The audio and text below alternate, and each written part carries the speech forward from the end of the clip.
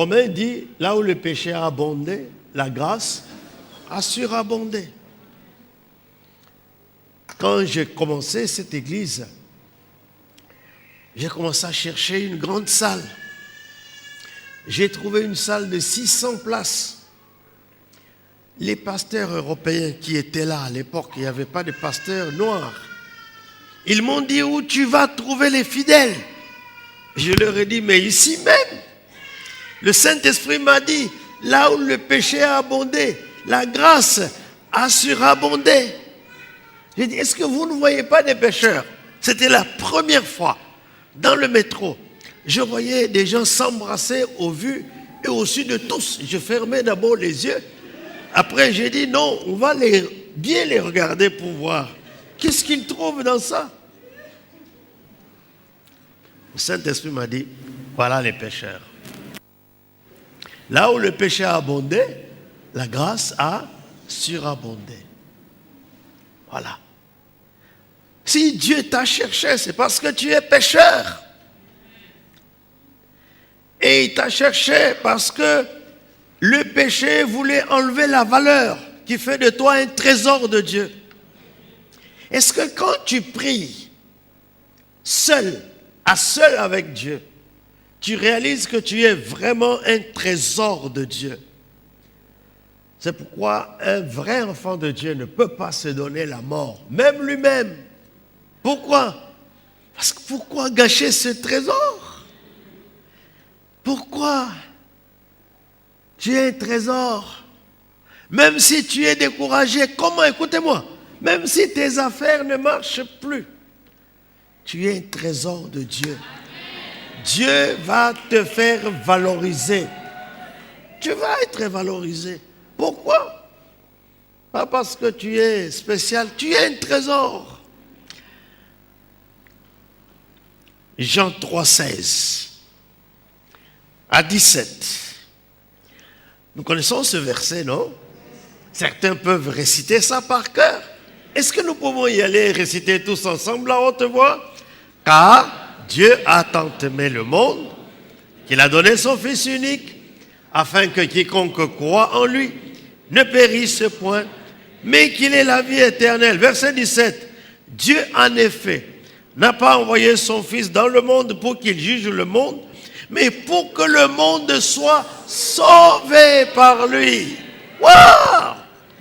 Extraordinaire! Dieu a envoyé son Fils pour te sauver, pour que tu ne périsses pas. Pourquoi? Parce que tu es le trésor de Dieu. Jean 10, 10.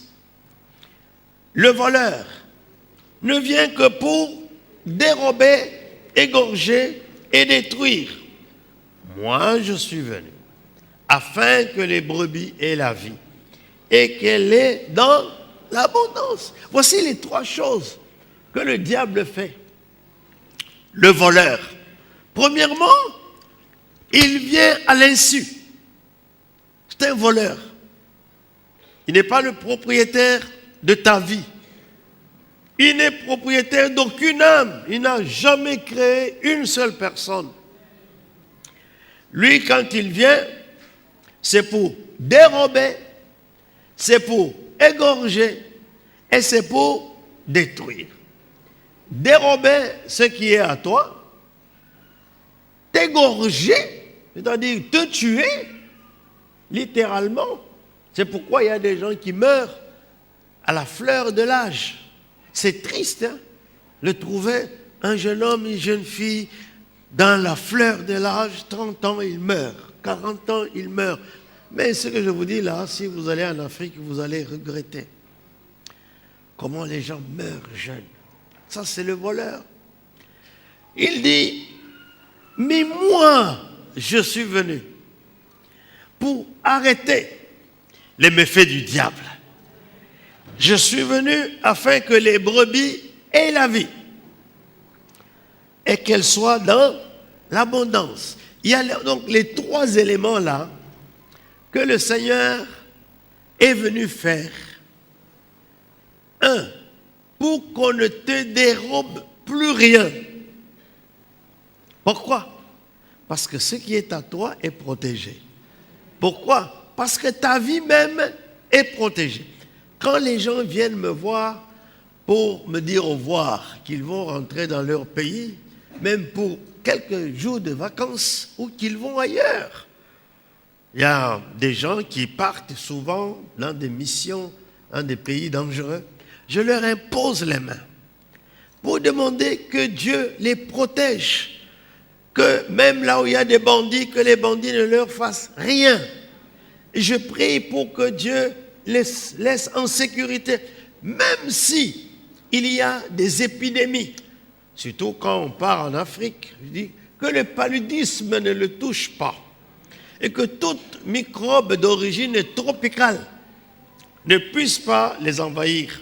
Pourquoi? Parce que je connais la protection que le Seigneur peut faire dans ta vie. Il dit, je suis venu pour qu'ils aient la vie.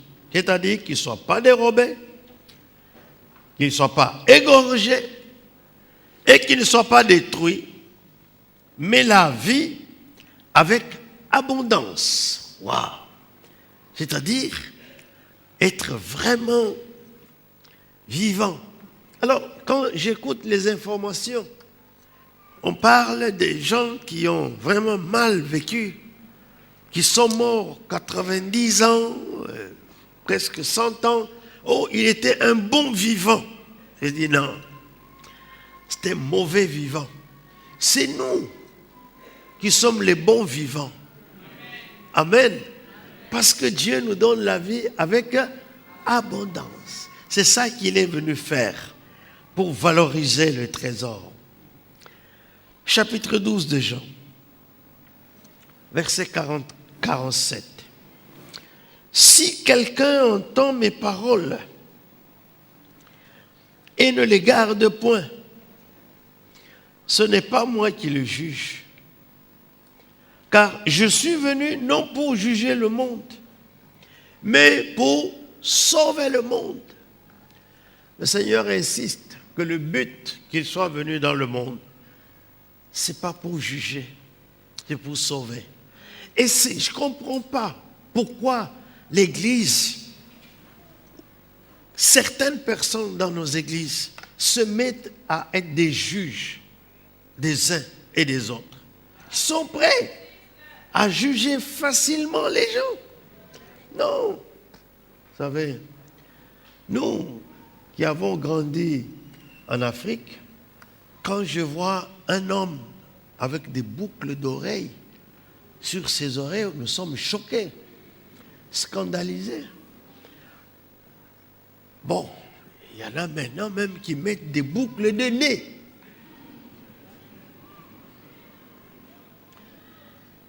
Alors, bon, quand je croise des gens comme ça, et si ils chantent la musique de Dieu, ce n'est pas mon travail de les juger. Je ne sais pas pourquoi il est amené jusqu'à se mettre des boucles partout. Mais ce que je sais, c'est que Jésus est venu pour nous sauver. Pas pour juger, mais pour sauver. Pour sauver. J'étais invité en Suisse en 89 pour parler aux jeunes. Aux jeunes Suisses. Nous sommes allés dans un camp de ski et ils partaient tous les matins sur le camp de ski et revenaient seulement le soir. Alors, ils voulaient m'amener skier. J'ai dit, est-ce que vous m'avez bien regardé? Là où je suis né, là où j'ai grandi, le soleil est de plomb. Il n'y a jamais eu une goutte de neige qui est tombée là-bas. J'ai plus de 30 ans maintenant. Alors, laissez-moi tranquille. Ah non, tous les Africains qui viennent ici, ils skient. J'ai dit, il y en a qui skient pour vous faire plaisir. Moi, je n'ai pas envie de casser ma jambe. À la fin de la retraite, qui a duré une semaine, 3 jeunes gens sont venus me voir. Ils m'ont dit, est-ce que vous aimez la musique rock?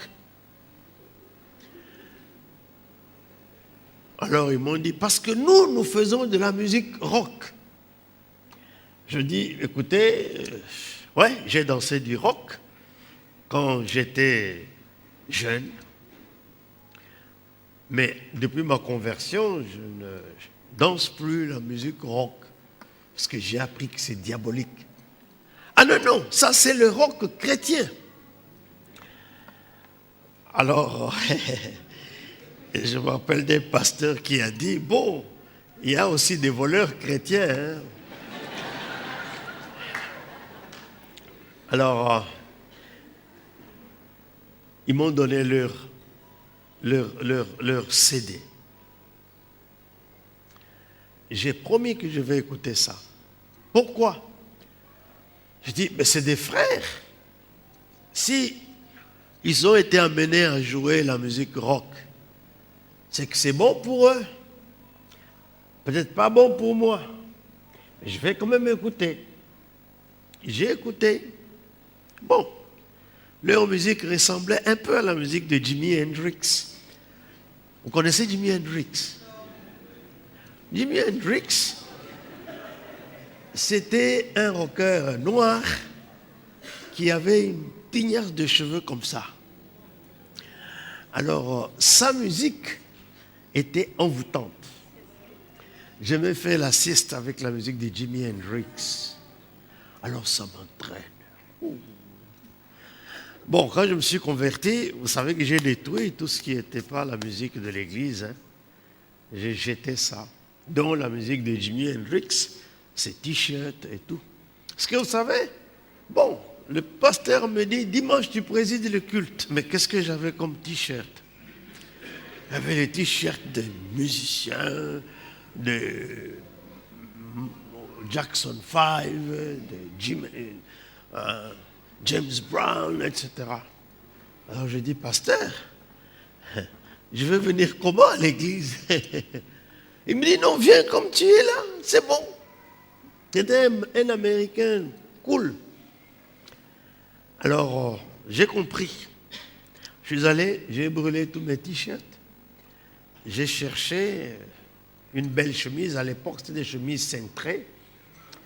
Alors, une chemise bien. Je suis allé, j'ai présidé le culte, et les gens étaient bénis. Ils m'ont suivi, dit, tu vois. Bon, nous parlons de jugement. Je ne suis pas venu pour juger. Je suis venu pour sauver. Jésus ne te juge pas, mais il veut te sauver. Le problème, c'est que nous refusons le bras tendu que le Seigneur Jésus nous donne pour nous sauver. Nous voulons garder ce que nous avons. Ne garde pas ce que tu as. Tu es un trésor. Jésus est venu pour te sauver. Amen. Alors, Jean 18, 37. Pilate lui dit, « Tu es donc roi ?»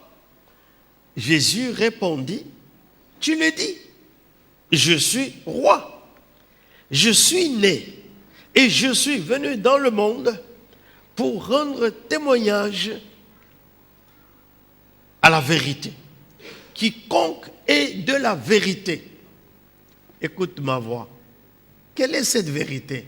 C'est qu'il est venu nous sauver. Quiconque est de la vérité, écoute la voix du Seigneur. Quand Dieu te parle, n'endurcis pas ton cœur. Apocalypse 3 dit, je suis à la porte et je frappe. Qu'est-ce que Jésus veut faire chez toi? Celui qui ouvrira, j'entrerai, je souperai avec lui et lui avec moi. Parce que je ne viens pas pour te juger, je ne viens pas pour te condamner, je viens pour souper avec toi, pour avoir le fellowship, la communion avec toi. Quel merveilleux sauveur! Alors, 1 Timothée 1,15, c'est une parole certaine, j'ai déjà cité ça de mémoire, est entièrement digne d'être reçue, que Jésus-Christ est venu dans le monde pour sauver les pécheurs, dont je suis le premier. Alors, la troisième chose qu'il fait, bientôt je termine, Il vend tout ce qu'il possède pour le trésor. Il part, il vend tout ce qu'il possède. Et c'est ainsi que Jésus a quitté la gloire du ciel pour venir. En fait, je réalise qu'il y avait un grand marché, une vente aux enchères, le jour que Jésus a accepté l'appel du Père pour dire, me voici, ô Dieu, je viens pour faire ta volonté. Qu'est-ce qu'il devait faire? Vendre tout ce qu'il avait. La gloire, le rayonnement, la joie du ciel, les honneurs, peut-être les biens du ciel, tout, pour n'être comme un simple homme. Est-ce que nous comprenons le sens de Noël? Lui, le créateur, le propriétaire de toutes choses, il a vendu tout. Il a renoncé à tout cela pour venir et nous chercher. Il renonce à tout. Luc 2, 7. Et elle enfanta son fils premier-né. C'est Marie donc. Et l'emmaillota et le coucha dans une crèche parce qu'il n'y avait pas de place pour eux dans l'hôtellerie. Donc, comprenons que Jésus, pour notre salut, parce que nous étions tellement précieux, il a renoncé à toute la gloire et il est descendu comme un pauvre. Il n'a même pas été dans la banlieue de Bruxelles, pas à Molenbeek, pas dans les quartiers délabrés de Kinshasa. À Lubumbashi, Jésus n'est pas né ni à Kabulamesh ou dans ces quartiers-là de Bikok. Il est né dans une étable avec les animaux. C'est formidable. Quel sauveur. Il renonce à tout, même aux choses légitimes. Tout ça parce qu'il veut te sauver. Luc 22, 37. Car je vous le dis, il faut que cette parole qui est écrite s'accomplisse en moi. Il a été mis au nombre des malfaiteurs et ceux qui me concernent sur le point d'arriver. Donc, même à la fin, comment est-il mort? Il est né dans une étable comme un pauvre et il a été mêlé aux malfaiteurs. On l'a accusé, on l'a condamné. Ah, c'est Ésaïe qui a bien vu cela. Il dit, nous étions errants comme des brebis, méprisés, abandonnés des hommes, hommes de douleur, habitués à la souffrance. Mais c'est de nos fardeaux qu'il s'est chargé. Alors, il a accepté d'être mêlé parmi les malfaiteurs. Et le malfaiteur là, c'était toi et moi. Un homme a eu un rêve. Il était en train de flageller Jésus avec un grand fouet. Il dit, je transpirais même. Et puis après, il s'est retourné. Non, il avait trouvé quelqu'un en train de flageller Jésus, très fort. Après, la personne se retourne, il voit que cette personne-là, c'est lui. C'est lui. Et le Seigneur lui dit, c'est ce que tes péchés ont fait pour Jésus. Il a accepté tes fautes pour te sauver. Quel merveilleux sauveur. Il vend tout ce qu'il a. Acte 8, 33. Dans son humiliation, son jugement a été levé et sa postérité, qui la dépeindra. car sa vie a été retranchée de la terre. Qui peut dépeindre la postérité de Jésus? Sa postérité depuis le 1er siècle, c'est partout sur la terre. Toutes les tribus, toutes les nations. Et parce qu'il a décidé de renoncer à lui-même. 2 Corinthiens 8:9, vous connaissez la grâce de Dieu, la grâce de notre Seigneur Jésus-Christ, qui pour vous s'est fait pauvre, de riche qu'il était, afin que par sa pauvreté, vous fussiez enrichis. Parfois, on jeûne pour avoir des choses. Mais qu'est-ce qui nous enrichit? Le dépouillement du Seigneur. Lui, de riche qu'il était, il s'est fait pauvre. Pour qu'aujourd'hui, tu puisses avoir une belle voiture. Pour qu'aujourd'hui, tu puisses porter un bel habit. Tu puisses porter des bijoux en or, en diamant. Mais il était riche, il a renoncé à tout cela pour que toi, tu sois enrichi. Qu'est-ce que nous ne pouvons pas avoir dans le Seigneur? Qu'est-ce que nous ne pouvons pas posséder dans le Seigneur? Son dépouillement nous a donné tout ce que nous avons aujourd'hui. Philippiens 2, 7 à 8.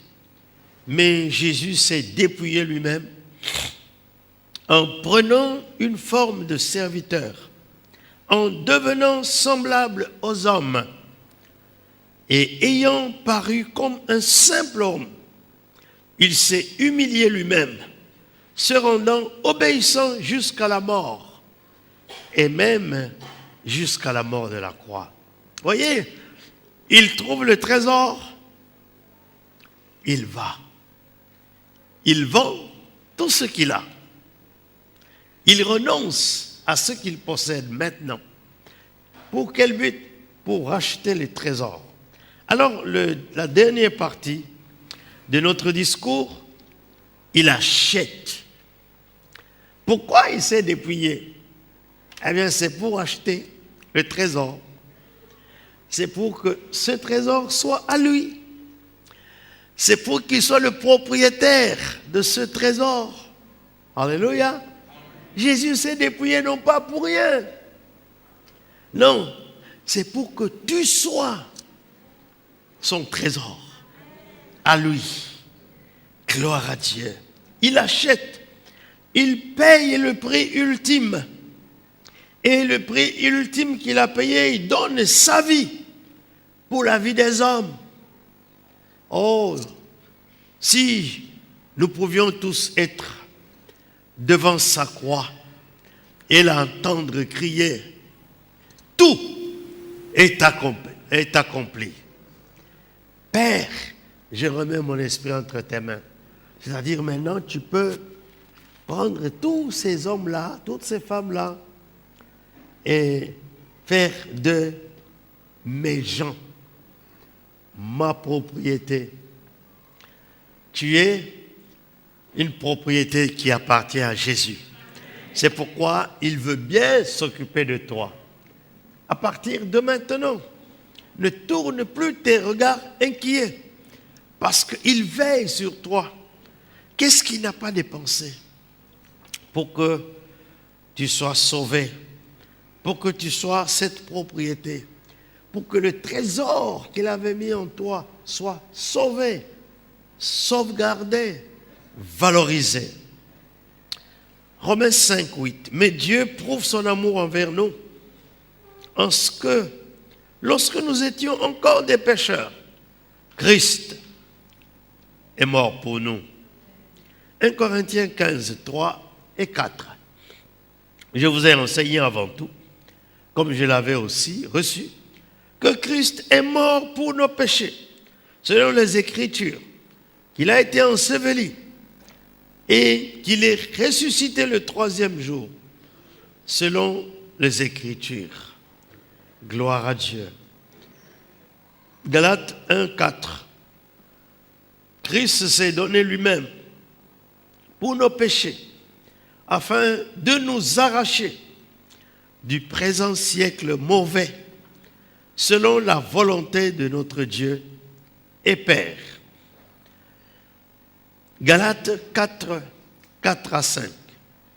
Mais lorsque les temps ont été accomplis, Dieu a envoyé son Fils, né d'une femme, né sous la loi, afin qu'il rachetât tous ceux qui étaient sous la loi, afin que nous reçussions l'adoption.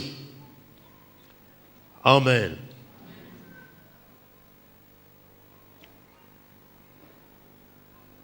Alors la dernière chose,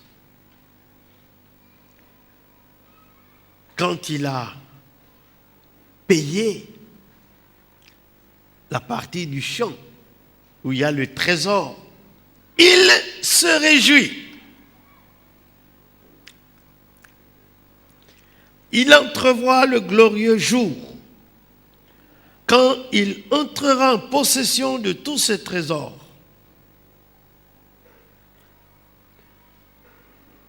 Hébreux chapitre 12, verset 2.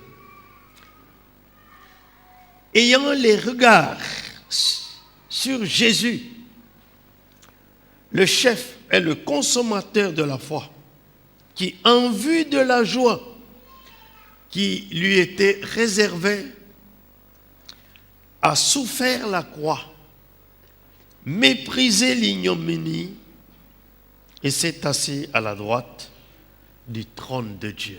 Quel bonheur pour Jésus. Est-ce que vous savez que vous êtes attendus pour faire la joie du Seigneur? Il y a des enfants que les familles disent, ça là, il était indésirable, on ne l'attendait pas. Tant pis si tu as été indésirable par tes parents. Mais je voudrais te dire que Jésus te veut. Amen. Il a de la joie quand il voit tout ce que tu es, tout ce que tu vas faire. Nous ne sommes pas des enfants illégitimes. Nous sommes des enfants légitimes et désirés. Nous sommes désirés.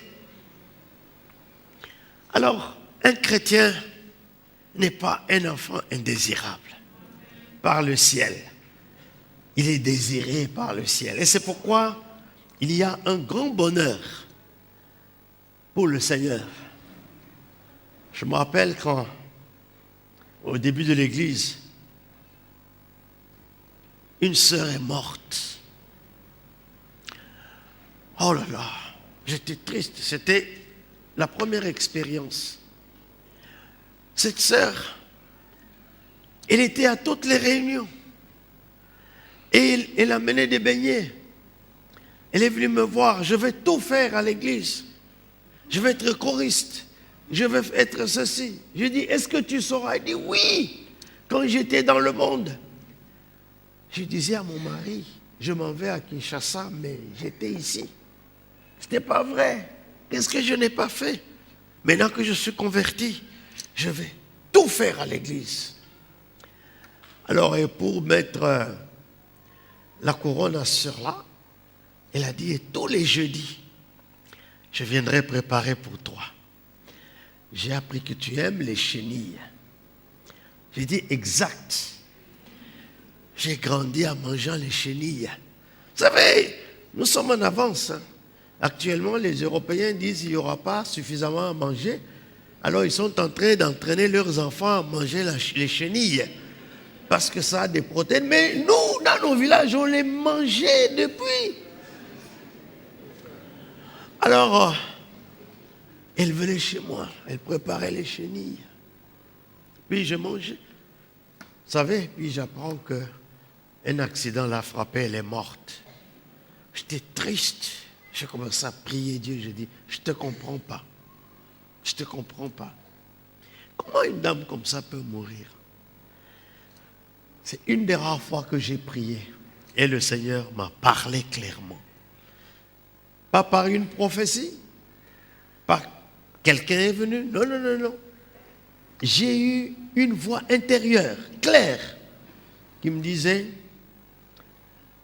elle fait partie des prémices qui viennent me rencontrer. J'ai déjà préparé tout pour elle. Elle va entrer dans la joie de son maître. Elle va trouver son maître dans la joie de l'accueillir. Elle trouvera une équipe qui l'attend. Le jour que tu mourras aussi, maintenant ou plus tard, il y aura une équipe, un service d'accueil spécial pour toi. Tu vas te dire, mais tous ces gens attendent quoi? Mais toi, parce que tu étais désiré par le Seigneur pour t'accueillir. Alléluia. Alors le Seigneur, avec grande joie, te recevra et t'accueillera. C'est ça le royaume de Dieu. C'est ça le royaume de Dieu. C'est Jésus qui a préparé pour nous ce royaume, qui sera pour nous un sujet d'un grand bonheur et d'une grande joie. Même si maintenant,